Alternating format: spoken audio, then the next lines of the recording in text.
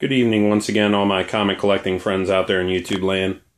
Comic Order 410 here tonight, doing a last minute entry to Running with Comics 500 subs contest.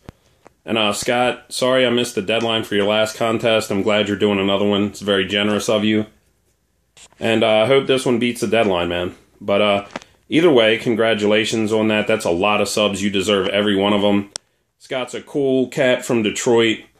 And what's cool about Scott, one of the many things I think, but what I think is cool about Scott is he bridges the gap between a lot of different groups of people in the YouTube community. I mean, he's obviously a comic collector. He does great review videos.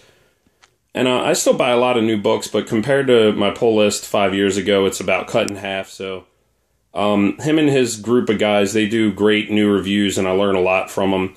And he's also been going back, and doing reviews of some great older books that I love, and really makes me happy. I'm biased. I love Alan Moore's run on Swamp Thing. I say it all the time, and I really get excited when I see somebody else picking it up and reading it and enjoying it, and that was really cool. And Scott also recently picked up X-Men God Loves, Man Kills, and did a great review on that, and it's a great little graphic novel, and I'm really, again, biased. Those 80s Marvel graphic novels, I love those. It was when I first started collecting as a kid, and they made a great impression on me. I've been going back trying to collect them all, and just really great when I see people enjoying the stuff that I've always enjoyed. And, again, I'm a little bit biased, but, I said before, I can't remember who said it, but, when people were asking, what would be your last wish, one guy had said, it was Kevin Smith who repeated the quote, but I can't remember who he said it originally, but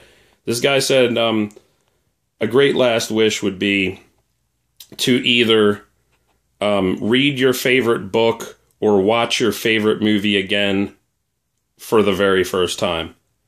And I'm like, wow, that would be powerful. I mean, if I could not know what happens in Alan Moore's Swamp Thing run and read it over again and be blown away for the first time, that would be amazing. But you can't. And the closest thing to that is when you see one of your friends read it and they get that enjoyment and you're like, yeah, right on, man. That's my shit right there. So, very cool. Scott also has a fantastic vinyl collection. He does his Vinyl Vortex series, which is great. So he kind of bridges the gap to the vinyl collecting community as well. And he also writes music and writes some pretty damn good lyrics. Talented guy.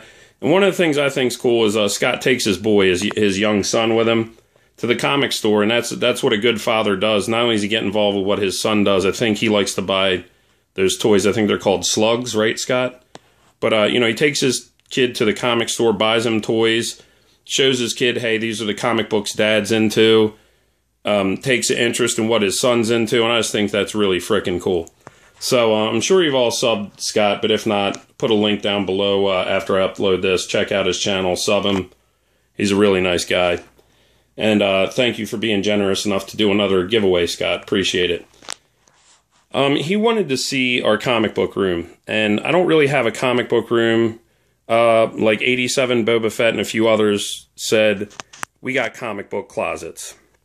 And we suffer for the love of our hobby. I feel your pain. Boba's like, anytime my girlfriend makes fun of me, anytime I got to go pull books out or file books, I'm squeezing in this narrow space in the closet, breaking my back, trying to pull the long boxes out. That's what I go through all the time, man. That's why I was such a pain in the butt, putting my collection in order. And I feel your pain, but that's what I got. I have a smaller apartment. I keep my books in 2 walk-in closets here, and I really need to move to a bigger place so I can have one room where I just stick all my, not in a closet, stick all my books in the middle of the room. So hopefully when this lease is up here, I like where I'm at. I'm like 20 minutes outside of Baltimore, outside of the city. So I'm still close enough to go do stuff, but I'm far enough away from some of the shadier sections and all the riffraff and parking problems. But I like where I'm at. I just, when this is up, I need to move to a bigger place. So, anyhow, pulled out some books here. I don't know if you can see it real quick. It's dark. It's a little out of focus. But that's a John Romita Sr. Spider-Man poster I've had for a very long time, and it's banged up, but I've kept it because I love it, and I think it's really cool. Sorry, I'll try. You can't really see it. I think it's really cool because it has like Venom and Rhino's later costume, Black Cat and Hobgoblin, some of his later 80s, early 90s villains, and says, "No one ever said saving the world would be easy." I really love that poster, so I've kept it. So yeah, pulled these out. There's my CGC box. The bottom, 8 boxes here are long boxes. Everything else is either short or magazine here. So, that has, the magazine boxes have my magazines and Golden Age books. And, over here is my closet. And I'm happy to have all these books, but I need a more practical place to keep them, because it really is. Every couple months when I go to integrate more books, it's a pain in the ass. So, but, worse things could happen, so I guess I should stop complaining. Anyhow, here's, up top, I keep on this shelf, there's some of my premium rings wrapped up in bubble wrap, pin backs and stuff. Got some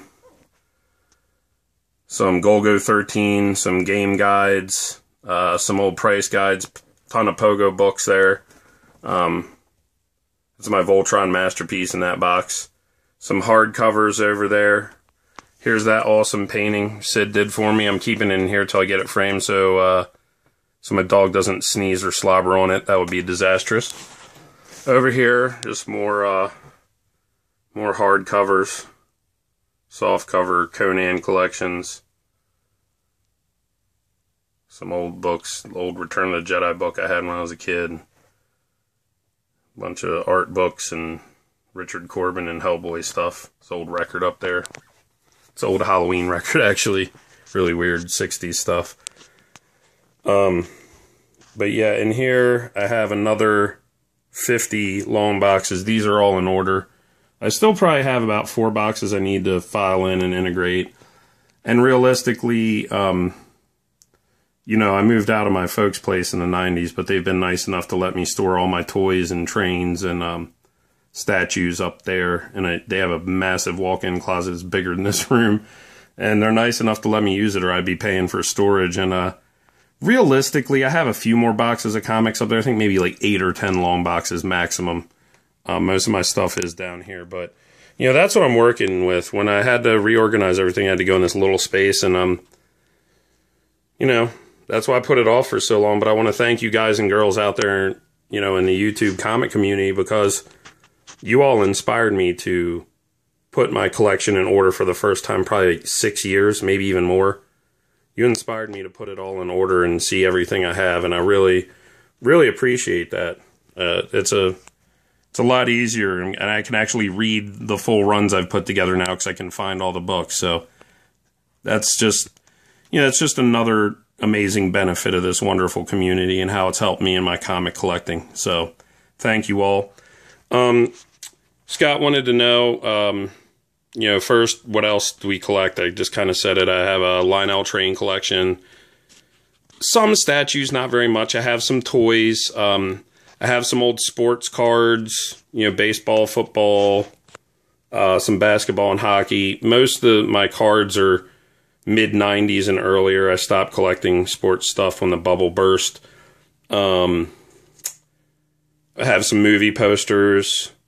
Me and my brother have a big beer can collection my grandfather left us. And some of my grandfather's vinyl as well. So, and I have a pretty big DVD collection. I'm a big movie buff. Probably have 400, 500 movies. So yeah, that's other stuff I collect. Other things Scott wanted to know, writers and artists you'd like to meet. Writers, I'd like to meet Alan Moore. It's unrealistic because he'll never do a show in the States, ever. I'd have to go to Great Britain to meet him. And even there, he's very selective about public appearances, and I don't even know if he'd sign a book. But I'd love to meet him. He's my favorite writer. Dead writer I would have liked to have met, Robert E. Howard, Conan creator, hands down. Definitely him.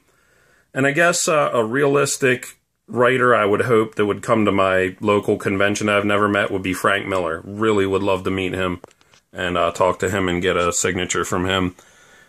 Artists, you know, obviously Golden Age, Frank Frazetta, Wally Wood, some people like that, Jack Cole, Lou Fine. Even though I'm sure it would be, from what I've heard, not a very pleasant experience, I'd love to be one of the few people to meet Steve Ditko and just tell him, hey man, I know you're bitter. I know you don't get the credit you deserve, but the people who love and have read Spider-Man, they know. They know, and you are appreciated. He's just amazing to me. I would have loved to have met Dave Stevens. One of my favorite artists. He's incredible. He died way too young. He could have given us so much more. I mean, he had a pretty small body of work because he died so young, but it's an amazing body of work. He's just incredible. I would have loved to have met him.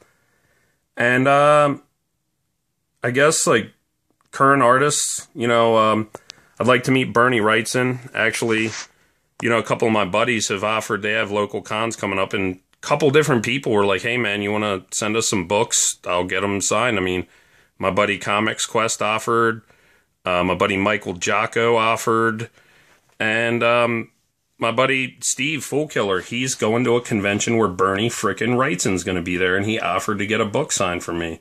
So that's going to be cool. I'll have his signature, but I'd still love to meet Bernie face to face. And the other one who's still alive, who apparently doesn't do conventions, but I would love to meet him, is Richard Corbin. You know, I'm a big fan. I've never met him, and I'd love to. So, yeah, that's about it. But there's my tiny comic room. It's a comic closet. But I'm not complaining. I'm thankful. I'm thankful for my small apartment.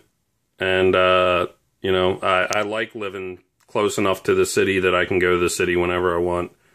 But I need to find a cheaper place, and I think this summer I very well might. But there it is. There's my closet of fun. And Scott, thank you so much, man, for doing this. You're a generous guy. Congratulations again, man. You have a great channel. Keep up the good work, brother. And everyone else, thank you so much for taking the time, as always, to check out my stuff. Always appreciate it. Everyone, take care of yourselves. Take care of each other. Take care of your comics. You all children at home, don't stack your frickin' boxes like an idiot like me. Don't be like me. I'm asking for trouble here. So, I'm very careful not to cave in the other boxes, but this is dangerous. This is dangerous. So, yeah, got to do something different. But everyone, again, take care. Thank you all. Go check out Scott's channel and enjoy your comic book reading.